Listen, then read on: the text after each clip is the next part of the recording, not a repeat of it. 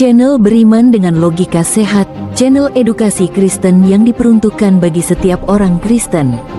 Salam saudara, puji nama Tuhan. Kembali kita berjumpa dalam tayangan edukasi Kristen, tayangan yang dikhususkan bagi kaum Kristiani. Saudaraku, dalam tayangan kali ini kita akan belajar bersama-sama tentang waktu, saat, kairos, kronos, dan hora harus dipahami dengan benar. Kata kairos merupakan istilah Yunani kuno yang merujuk pada kesempatan, musim, atau waktu yang ideal. Kata Yunani lain untuk waktu yaitu kronos, sebuah rangkaian momen yang disebut kronos yang menekankan lama waktu. Waktu yang ditentukan disebut kairos tanpa memedulikan durasi waktu. Dengan demikian, kronos memiliki sifat yang lebih linier dan kuantitatif, sedangkan kairos lebih bersifat non-linier dan kualitatif. Selanjutnya, terdapat kata hora yang diterjemahkan dalam bahasa Indonesia dengan kata saat yang sepadan dengan kata Ibrani atau Aram sa'ah. Dalam naskah Yunani di sini kita menggunakan kata kairos yang dimana oleh sebagian teolog kata kairos itu ditafsirkan sebagai waktu Tuhan. Dalam hal ini, jikalau kairos dianggap lebih rohani dari kronos, perhatikan dalam Yohanes pasal 2 ayat 4 ini, Tuhan Yesus Kristus tidak menggunakan kairos maupun kronos bagi dirinya. Kata Yunani kairos dan kronos adalah dua kata dengan makna yang beda tipis. Kairos lebih merupakan suatu periode kesempatan ketimbang kronos yang merupakan penggantian waktu. Bandingkan dengan kronologi dalam bahasa Indonesia. Sulit menemukan padanan kata yang tepat dalam bahasa Indonesia untuk kata kairos yang dalam bentuk jamak justru merupakan kata kronoi. Dalam kajian di atas, kata Yunani kairos tidak lebih rohani daripada kronos.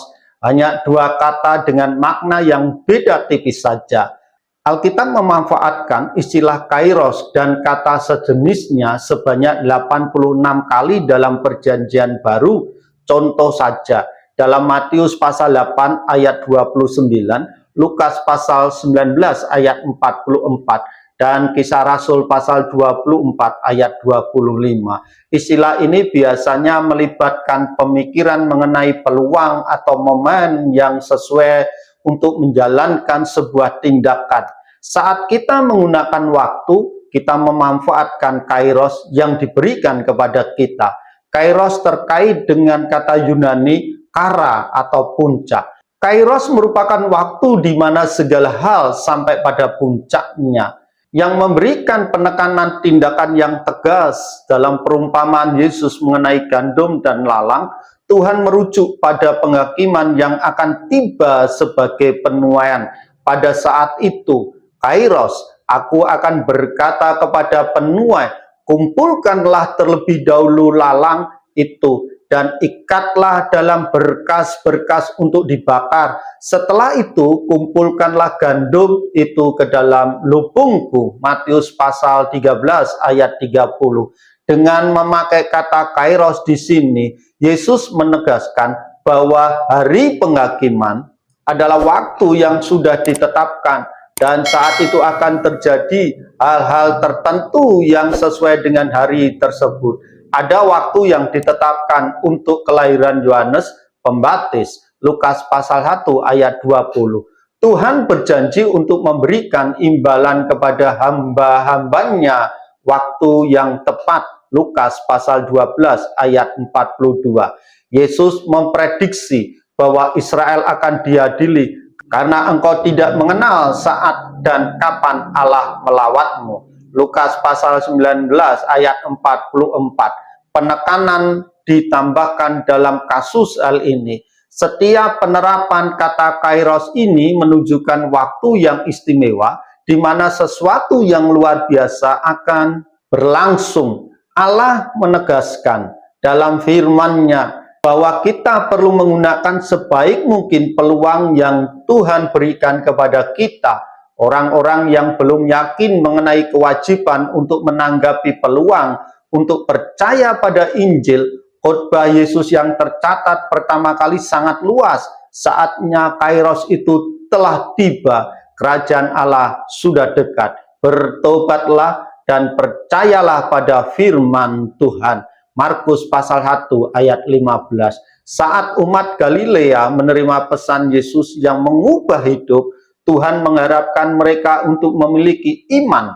Gubernur Felix mendengarkan khotbah Paulus, dan setelah Paulus membahas tentang kebenaran, pengendalian diri dan penghakiman yang akan datang, Felix merasa takut dan berkata, "Cukuplah untuk saat ini dan pergilah sekarang. Jika ada kesempatan atau kairos yang baik, aku memanggilmu lagi." Kisah Para Rasul pasal 24 ayat 25. Felix ingin menentukan pilihannya sendiri untuk menanggapi Injil dengan mengabaikan peluang yang tersedia saat itu. Dengan demikian, ia benar-benar memberikan tanggapan. Ia menolak kitab suci. Paulus menyatakan pentingnya Injil. Sungguh saat ini, Kairos adalah waktu untuk beroleh anugerah. Sesungguhnya hari ini adalah hari untuk diselamatkan. Dalam surat 2 Korintus pasal 6 ayat 2, terdapat sebuah peluang untuk mendapatkan keselamatan dari Tuhan, dan kita tidak pernah mengetahui kapan peluang itu akan berakhir. Orang beriman perlu memanfaatkan momen atau kairos untuk melayani Tuhan. Oleh karena itu, selama ada kesempatan untuk kita, marilah kita berbuat baik kepada setiap orang, terutama kepada sahabat-sahabat seiman kita. Galatia pasal 6 ayat 10. Kita harus memanfaatkan waktu yang ada, kairos yang ada, sebab hari-hari penuh dengan kejahatan. Efesus pasal 5 ayat 16. Dan hendaknya kita tidak malas berbuat baik, sebab pada waktunya kairos itu kita akan menuai asal kita tidak putus asa. Galatia pasal 6 ayat 9. Ketika kita mendekati firman Tuhan Alkitab, seringkali kita membawa serta latar belakang budaya dan pengalaman hidup kita.